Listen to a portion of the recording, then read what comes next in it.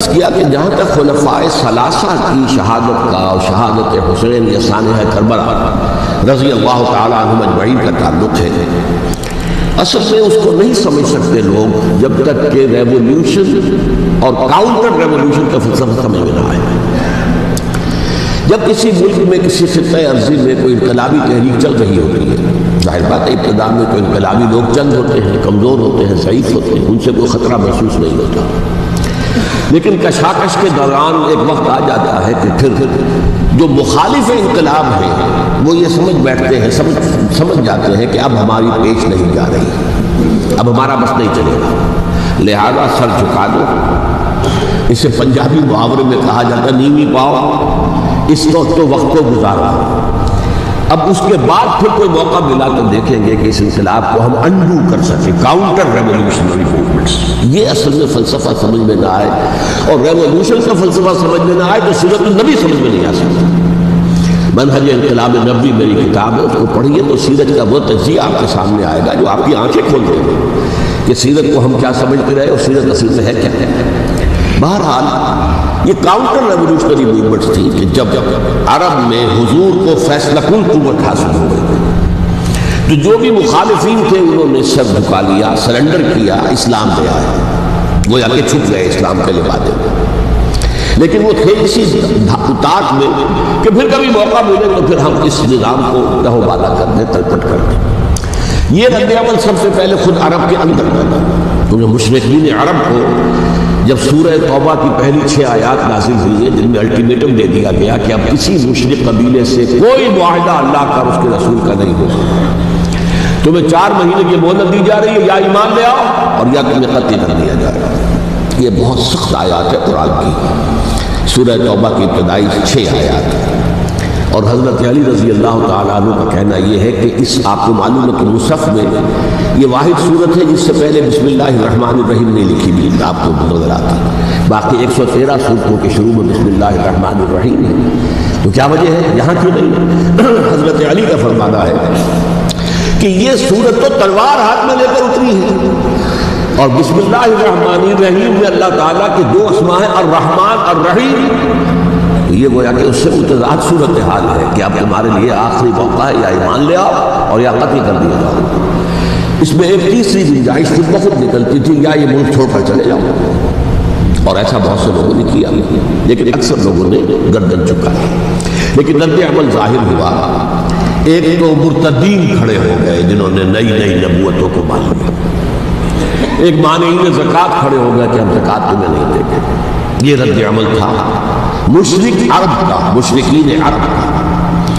اور حضرت ابوبکر رضی اللہ تعالیٰ عنہ کے دفتر فضائل کا یہ بڑا اہم باب ہے، لیکن آئرن فسٹ، حالانکہ وہ بہت رقیق القلب، کمزور ضعیف الجسہ انسان تھے، لیکن یہ کہ عظیمت کوہ ہمالیہ جو ہے ان کے اندر ظاہر ہوئی ہے، لیکن آئرن فسٹ، انہوں نے ان ساری جو رد عمل کی جو تحریکیں کی انہیں کچھ نہیں سمجھ لی، اور پھر پورے عرب کو گویا کہ اثر نو اس میں اسلام کے نظام کو کنسولیڈیٹ کر کے حضرت عمر کے حوالے کر دیا رضی اللہ تعالیٰ عنہ۔ حضرت عمر کے زمانے میں جو جنگیں ہوئی اس میں سلطنت روما جو ہے، جو اس وقت کی 2 سپر پاورز تھیں، سلطنت روما قیصر روم، ہیراکلیس ہرقل تھا اس وقت کا جو رومی جو قیصر روم تھا، حکمران تھا، شہنشاہ تھا، اور دوسری طرف ایرانی مملکت تھی، خسرو پرویز تھا۔ لیکن یہ کہ عیسائیت کے ساتھ اسلام کا اس طرح کا تصادم نہیں ہوا تھا حضور کے زمانے میں، بلکہ نجاشی رحمۃ اللہ علیہ نے تو مسلمانوں کو پناہ دی تھی۔ مقوقس پیٹریارک جو تھے ان اس کے الیگزینڈریا کے، انہوں نے حضور کے جو نامہ مبارک گیا تھا اس کا بہت اکرام کیا، تکریم کی، تحفے بھیجے حضور کی خدمت میں۔ ہرقل نے بھی کوشش کی تھی کسی طریقے سے، جیسے کوئی 250 برس پہلے یا 300 برس پہلے، 300 برس پہلے جیسے کانسٹنٹائن جو ایمپرر تھا روم کا، اس نے عیسائیت قبول کی تھی اور ساری سلطنت عیسائی ہو گئی تھی، لہذا اس کی سلطنت باقی رہی، اس کی حکومت باقی رہی۔ اسی طرح ہم سب مسلمان ہو جائیں، لیکن اس میں وہ ناکام ہو گیا۔ لیکن یہ کہ کوئی اس نے کنفرنٹیشن نہیں کی حضور سے۔ البتہ ایران کا معاملہ یہ تھا کہ اس کے پرخچے ہو گئے، اس نے حضور کے نام مبارک کو چاک کیا تھا. حضور نے فرمایا جب اطلاع ملی کہ اس نے اپنی سلطنت کو چاک کر دیا ہے, اس کے فکر کر دی.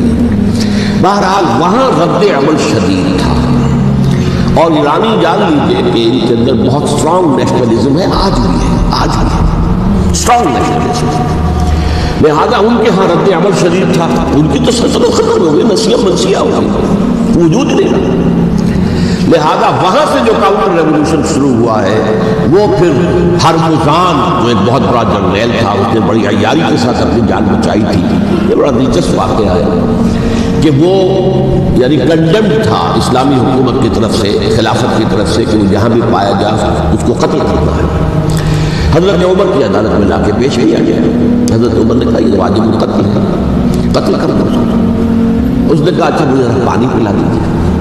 حضرت عمر نے فرمایا ٹھیک ہے مجھے پانی لاؤ, پانی دے دیں. پانی کا کٹورا کہ مجھے پہلے ضمانت دیجیے کہ جب تک میں یہ پانی نہ پیوں مجھے قتل نہیں کیا جائے گا. ہاں ہمارا وعدہ. اس نے وہ کٹورا پھینک دیا پانی کا, کرو مجھے قتل کیسے کرو گے, میں نے وہ پانی تو نہیں پیا. اس سے اپنے آپ کو بچایا اس نے.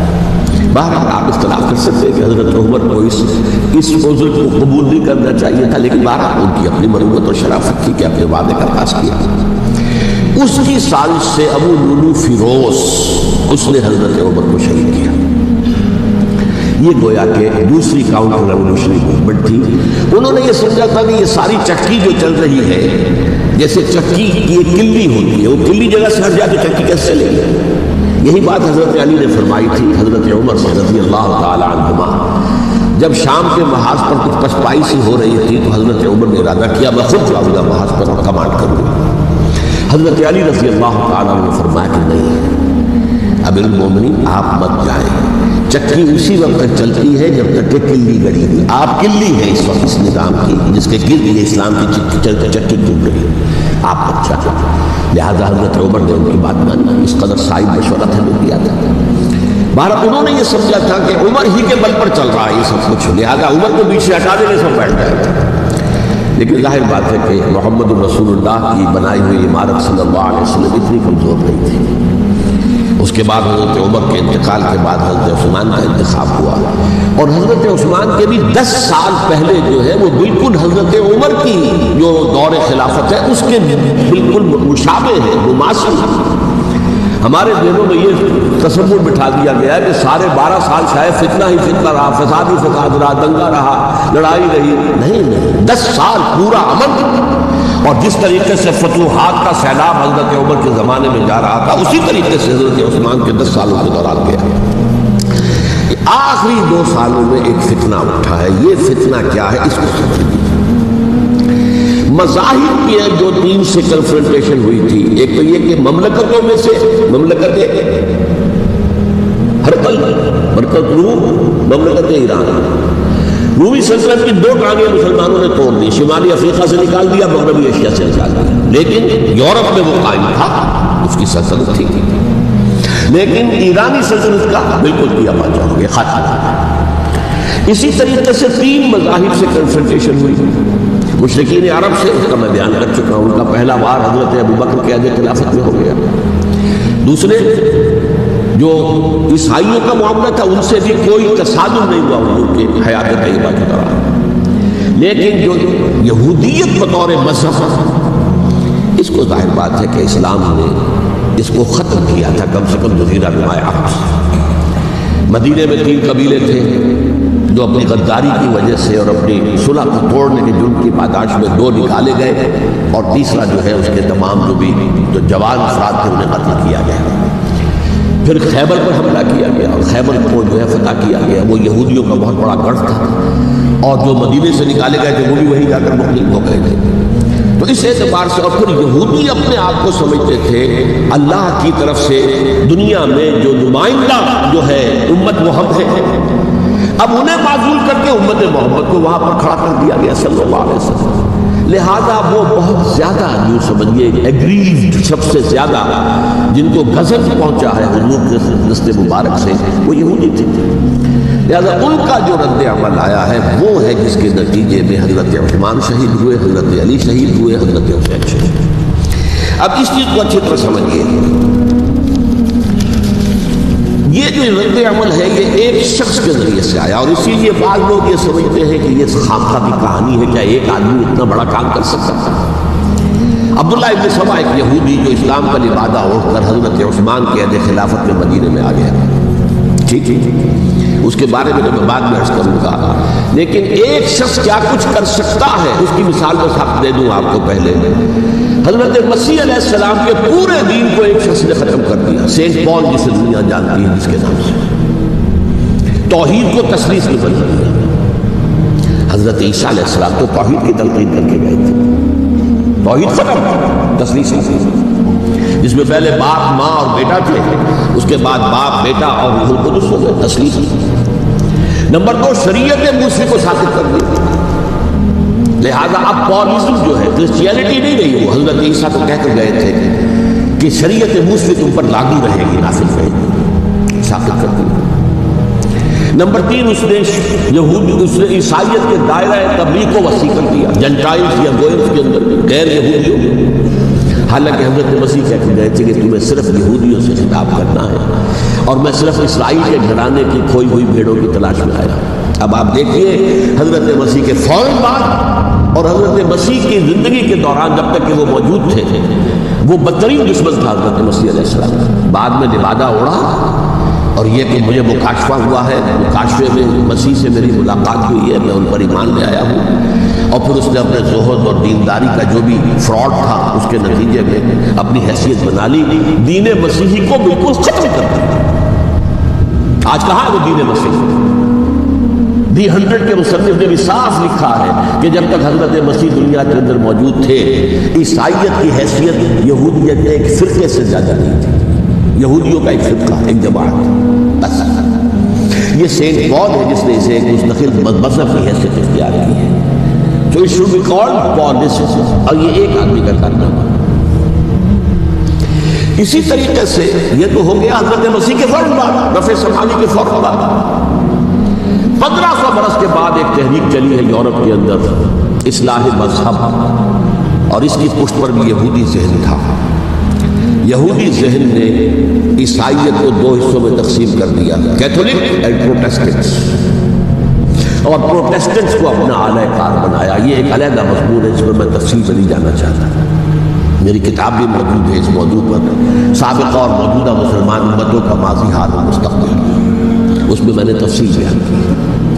یہ جو تقسیم ہوا ہے تو وہ پہلی بات ایک یہودی ہوئی، جیسے کہ علامہ اقبال نے، مارکس بھی تو ایک یہودی تھا نا، تو ابلیس کی مجلس شورا میں بڑا پیارا شعر ہے، وہ یہودی فتنہ گر، وہ روح مصدق کا بروز، ہر قبا ہونے کو ہے اس کے جلوس سے چاک چاک۔ یہ ایک یہودی فتنہ گر مارکس نے وہ تصور دنیا کو دیا جس نے عظیم انقلاب برپا کیا روس کے اندر، بولشوک ریولوشن، اور جو پھر آدھی دنیا میں پھیل گئے۔ آج سے 50 سال پہلے امریکہ کانپتا تھا، روس کے سامنے کھڑا ہوا کانپ رہا تھا، اس لیے کہ روس سائنٹیفک ترقی میں امریکہ سے بہت آگے تھے، اس کے ایسٹروناٹ پہلے گئے ہیں خلا کے اندر، امریکہ تو بہت پیچھے تھا۔ بہرحال اس نے جس طریقے سے USSR کا خاتمہ کرایا ہے وہ ایک علیحدہ بات ہے، میں اس وقت اس طرف نہیں جانا چاہتا، لیکن جان لیجئے کہ وہ ایک شخص کا کارنامہ، وہ یہودی فتنہ گر، وہ روح مصدق کا مروز، ہر قبا ہونے کو ہے اس کے جلوس سے تار تار۔ اسی طرح وہ عبداللہ ابن سبا یہودی فتنہ گر۔ آج اہل تشیع میں سے بعض حضرات کہتے ہیں کہ یہ عبداللہ ابن سبا یہ تو افسانوی شخصیت ہے، اس کی حقیقت کوئی تھی ہی نہیں، حالانکہ ان کی اپنی کتاب رجال کشف کے اندر اس کا ذکر موجود ہے، اور یہ بھی موجود ہے کہ حضرت علی رضی اللہ تعالیٰ عنہ نے اپنے عہد خلافت میں اسے زندہ جلوایا ہے۔ اس کی وجہ کیا ہے؟ یہ آیا مدینے کے اندر اسلام کا لبادہ اوڑھ کر، اس نے چند عقیدوں کی اشاعت شروع کی۔ سب سے پہلے حضرت علی تو خدا ہے، گاڈ انکارنیٹ، اوتار کا تصور، جیسے ہندوؤں میں ہے رام چندر جی خدا کا اوتار ہے، اور عیسائیت میں بھی پہلے گاڈ انکارنیٹ کا تصور تھا کہ حضرت مسیح خدا کا اوتار ہے، انکارنیشن آف گاڈ، تو اس نے کہا کہ حضرت علی تو خدا کا اوتار ہے، خدا ہے۔ نمبر 2، اس نے کہا کہ ہر نبی کا ایک وصی ہوتا ہے جس کے حق میں وہ وصیت کرتا ہے، تو حضور صلی اللہ علیہ وسلم کے وسیع حضرت علی ہے، لہذا خلیفہ تو اول روز سے حضرت علی ہے، حضرت ابو بکر، حضرت عمر، حضرت عثمان تو غاصب ہے، اور حضرت عثمان کی خلافت تھی اس وقت خاص طور پر۔ پھر اس نے جو قبائلی عصبیت تھی اسے بھڑکایا۔ پرانی جو عصبیت چل رہی تھی قریش کے اندر، وہ دو گھرانے ایک دوسرے کے مد مقابل تھے۔ دیکھیے ایک ہوتا ہے قبیلہ، ایک ہوتا ہے گھرانہ۔ ہمارے پنجاب میں ایک قبیلہ ہے وٹو قبیلہ، اس کے گھرانے بہت سے، مانے کے، لالے کے، سجے کے، شعبت کے، یعنی کوئی لالا تھا ان میں سے بڑا، ان کے بیٹے ہو گئے لالے کے، ان کی اولاد، خاندان یہ کہلاتے ہیں۔ قبیلہ ہے یہ وٹو قبیلہ۔ تو قبیلہ تھا قریش، اس میں گھرانے بہت تھے، بنو ہاشم، بنو امیہ، بنو تیم، بنو عدی، یہ بہت سے گھرانے تھے۔ تو چوٹی کے دو گھرانے جو تھے وہ بنو ہاشم اور بنو امیہ، ان کے درمیان جب کلش تھی، مقابلہ، مسابقت، اور یہ مسابقت فی الخیر بھی ہوتی تھی۔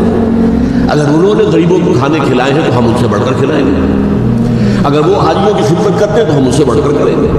تو ان کے اندر یہ مسابقت خیر کی تھی، لیکن جب کلش تھی کہ کوئی ہم سے آگے نہ نکل جائے، وہ سمجھتا تھا وہ آگے نہ نکل جائے۔ پر اس شخص نے اس پرانی عصبیت کو تازہ کیا کہ حضور تو بنو ہاشم میں سے تھے، لہذا خلافت حق ہے بنو ہاشم، یہ غاصب ہے۔ اس سے پہلے دو خلفاء جو تھے وہ نہ بنو ہاشم سے تھے نہ بنو امیہ سے تھے۔ حضرت ابو بکر بنو تیم میں سے تھے، چھوٹا قبیلہ تھا۔ حضرت عمر بنی عدی میں سے تھے، وہ بھی چھوٹا قبیلہ تھا۔ یہ حضرت عثمان پہلے خلیفہ جو بنو امیہ میں سے تھے، جن کی پرانی چپکلش بنو ہاشم سے تھی۔ اب اس کو موقع مل گیا کہ پرانی قبائلی عصبیت کو بھڑکائے۔ یہ ہے اصل میں اس فتنے کا پس منظر عبداللہ ابن سبا نے جو آ کر پھیلایا ہے، اور اس کی تفصیل میں اس وقت میں نہیں جا سکتا، کیسے یہ فتنہ پروان چڑھا، کیا انہوں نے اسٹریٹجی اختیار کی۔ Thanks for watching. Like, comment and share, subscribe now.